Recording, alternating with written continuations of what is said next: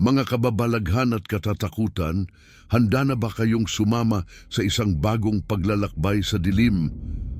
Ako si Baltazar at ito ang Creepy Pinoy Stories, kung saan ang bawat kwento ay magdadala sa inyo sa kakaibang dimensyon ng takot. Maraming salamat sa inyong patuloy na pagtangkilik at pagtutok sa aking channel. Kung bago ka pa lang dito, huwag kang mag-alala sapagkat ang bawat gabing magkasama tayo ay siguradong hindi mo malilimutan. Kaya ano pang hinihintay mo? Pindutin na ang like at subscribe button at siguraduhing naka-on ang notification bell para lagi kang updated sa mga pinakabagong kwentong katatakutan na hatid ko sa inyo. Sumali na rin sa ating lumalaking komunidad ng mga mahihilig sa mga kwentong nakakapangilabot at nakakapagpabagabag ng damdamin. Ngayong gabi, ihahatid ko sa inyo ang isang kwentong magpapakilabot sa inyong mga puso, Pasko sa Piling ng Multo. Isang kwento ng pag-iisa at misteryo sa gitna ng Kapaskuhan. Sa ilalim ng kumikislap na mga ilaw ng Christmas tree, si Leo ay may kirot sa puso habang iniisip ang unang Pasko na wala si Carmela. Sa kanyang paglalakbay sa kagubatan sa paghahanap sa kanyang nawawalang asawa, ang mga bakas ng paa na bigla na lamang nagwakas. At ang katahimikan na nakabibingi, ano nga ba ang nangyari kay Carmela at ano ang misteryosong nilalang na lumitaw mula sa puno ng Pasko? Samahan ninyo akong tuklasin ang mga sagot sa mga tanong na ito at maghanda sa mga hindi inaasahang pagbubunyag sa Pasko sa Piling ng Multo. Manatiling nakatutok dahil ang kwentong ito ay tiyak na magtataas ng inyong mga balahibo. Sa ilalim ng kumikislap na mga ilaw ng Christmas tree sa sala, si Leo, nakabalot sa makapal na jacket, ay tahimik na umiinom ng lambanog. Ang hininga niya ay nagiging usok sa lamig ng benggit. Maligayang Pasko, Carmela, bulong niya sa hangin na tila may kausap sa tabi. Ang simoy ng hangin ay nagdala ng halimuyak ng pine trees at puto bumbong mula sa malayo. Nagpapaalala kay Leo sa mga Paskong kasama pa nila si Carmela na mahilig sa tradisyong pagpili ng kanilang Christmas tree. Naalala mo ba, mahal, kung gaano tayo kasaya nun? Aniya sa sarili, ang mga matay lumuluha sa bawat alaala. Sa labas, ang mga kapitbahay ay nagkakantahan ng mga pamaskong awitin habang naglilinis ng bakuran, ngunit si Leo ay may kirot sa puso habang iniisip ang unang Pasko na wala si Carmela. Sa bawat tugtog ng ang Pasko ay sumapit, lalong tumitindi ang sakit. Si Sofia, nakaupo sa sahig at naglalaro ng mga laruan, ay panakanakang tumitingin sa kanyang ama, hindi lubos maintindihan ang lungkot sa mga mata nito. "Papa, okay ka lang ba?" tanong ni Sofia. Ang kanyang munting kamay ay hinaplos ang braso ng kanyang ama. 3 oras na ang lumipas at walang Carmela na bumalik. Si Leo, puno ng pag-aalala, ay nagbihis ng makapal na damit at nagtungo sa kagubatan. Iniwan si Sofia na nanonood ng mga lokal na palabas sa TV. "Sofia, anak, huwag kang lalabas ha. Ilak mo ang pinto," paalala ni Leo habang nagmamadaling lumabas ng bahay. Sa paglalakad ni Leo, ang mga alaala ng masasayang Pasko nila ni Carmela ay nagbabalik. Kung paano sila magkasamang pumipili ng 2 puno, isang malaki para sa sala at isang maliit para sa kwarto ni Sofia. "Carmela, nasaan ka na ba?" usal niya habang hinahawi ang mga sanga at dahon sa kanyang landas. Ngunit ngayon, sa tuktok ng burol kung saan taon-taon pumipili si Carmela ng puno, isang masamang kutob ang bumalot kay Leo. Ang mga tunog ng kagubatan ay tila nagiging banta sa kanyang pandinig. Ang bawat kaluskos at huni ng hangin ay nagpapalakas sa kanyang pangamba. "Carmela, sagutin mo ako, mahal," Sigaw ni Leo sa gitna ng kagubatan. Ang kanyang tinig ay umaalingaw-ngaw sa katahimikan ng gabi. Ngunit ang tanging sumasagot ay ang malungkot na hikbi ng hangin na parang nagdadalamhati rin sa kanyang pag-iisa. Sa kanyang paghahanap, hindi niya alam na may mga matang nakamasid sa kanya mula sa dilim at isang nakakakilabot na lihim ang naghihintay na mabunyag. Ano kaya ang kahahantungan ng gabing ito? At ano ang misteryong bumabalot sa kagubatan ng Benguet? Ang mga sagot ay naghihintay sa susunod na kabanata ng kanilang kwento.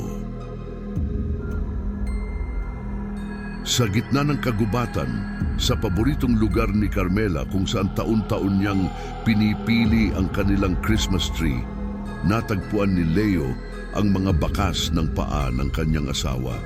Ngunit sa isang iglap, ang mga bakas na iyon ay bigla na lang nagwakas sa tabi ng isang malusog na puno. Tila ba ang lupa ay ninakaw ang kanyang mga yapak at ang katahimikan ng paligid ay nakabibingi, nag-iiwan ng isang misteryosong palaisipan sa kanyang isipan. Habang lumalalim ang gabi at ang lamig ay tumatagos sa kanyang mga buto, nakita ni Leo ang palakol ni Carmela na may ukit ng kanilang mga pangalan na tila ba isang alaala ng masasayang Pasko na kanilang pinagsaluhan. Ang palakol ay nakabaon sa niyebe, walang bakas ng kahit anong pakikibaka o iba pang mga yapak na nagpalakas sa pangamba ni Leo. Ang pangyayaring ito ay tila isang palaisipan na walang solusyon. Hawak ang palakol, tumingala si Leo sa kalangitan, nagtatanong kung paano ito napunta sa ganitong kalagayan. Ang hangin ay tila bumubulong ng hindi maipaliwanag na mga salita na parang may tinatago itong lihim na hindi dapat malaman ng sinuman. Ano nga ba ang nangyari kay Carmela? Sa pagpapatuloy ng paghahanap, isang malagim na tagpo ang bumungad kay Leo. Ang katawan ni Carmela nakahandusay sa niyebe. Ang mga mata ay nanlalaki at ang bibig ay nakabukas sa takot. Tila isang malupit na larawan na hindi maalis sa isipan. Ang doktor na may mukhang puno ng pagtataka at pag-aalala ay nagsabi na inatake sa puso si Carmela. Ngunit ang ekspresyon ng takot sa mukha niya ay nagiwan ng maraming tanong kaysa kasagutan. Anong takot ang kanyang nakita bago siya pumanaw? Ang pagkawala ni Carmela ay nagdulot ng matinding sakit kay Leo at Sofia na ngayon ay kailangang harapin ang unang Pasko na wala ang ilaw ng kanilang tahanan. Saan kukuha ng lakas si Leo upang ipagpatuloy ang buhay kasama ang kanyang anak? Anong misteryo ang bumabalot sa kanilang tahanan ngayong Pasko? Ang mga sagot ay naghihintay sa susunod na kabanata ng kanilang buhay. Sa gitna ng kanyang pagluluksa, pinilit ni Leo na muling buhayin ang diwa ng Pasko para kay Sofia. Isa-isa niyang binili ang mga regalong magpapangiti sa anak at inihanda ang mga pagkaing paborito nito. Ang kanilang tahanan na dati tigmak sa kalungkutan ay unti-unting napuno ng kulay at liwanag ng Kapaskuhan. Vanak, tingnan mo itong regalo para sa'yo, masayang sabi ni Leo habang iniaabot kay Sofia ang isang kahon na may pambalot na may disenyo ng mga bituin at mga reindeer. Tumugon naman si Sofia ng isang matamis na ngiti na tila ba saglit na nalimutan ang lungkot na bumabalot sa kanilang puso. Hindi nagtagal, dumating ang kanilang mga kamag-anak at ang bahay na dati tahimik ay napuno ng halakhakan at mga awiting pamasko.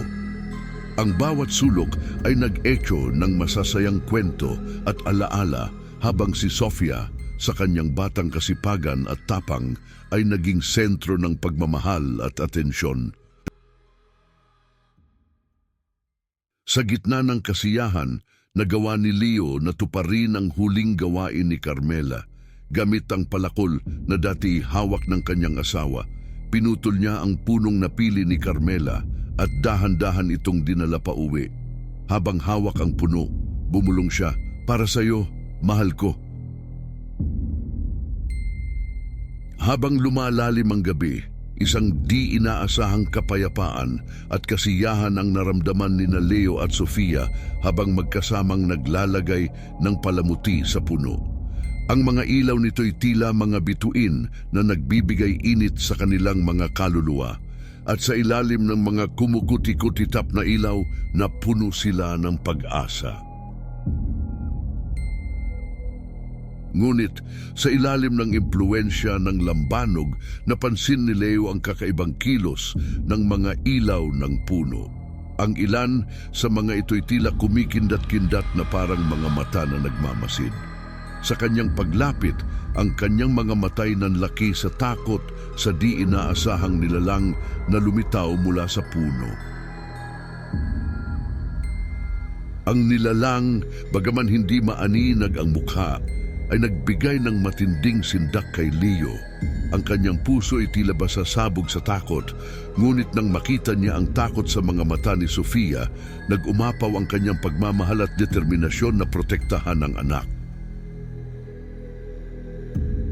Sa gitna ng nakakabinging katahimikan ng gabi, ang kanilang sigaw ay lumunod sa tahimik na gabi. Nang matapos ang nakakakilabot na insidente, nagpasya sina Leo at Sofia na lisanin ang bahay na puno ng mga alaala at misteryo. Bitbit ang pangakong hindi na muling puputol ng puno para sa Pasko bilang pag-alala sa mga mahal sa buhay at sa mga nilalang na maaaring manahan sa likod ng mga tradisyong ating pinahahalagahan. Mga taga-subaybay, sa bawat liwanag ay may dilim na nag-aabang. Salamat sa pakikinig sa Pasko sa Piling ng Multo. Huwag kalimutang mag-like at mag-subscribe sa Creepy Pinoy Stories para sa mga kwentong magpapakilabot sa inyong mga gabi. Sumali sa aming komunidad at maging bahagi ng mga nakakatakot na paglalakbay. Hanggang sa muli mga kaibigan, mag-ingat at baka ang susunod na kwento ay mula na sa inyong sariling karanasan. Abangan ang susunod na kabanata ng takot sa Creepy Pinoy Stories. Magkita-kita tayo sa susunod na pag-upload kung saan ang dilim ay laging naghihintay.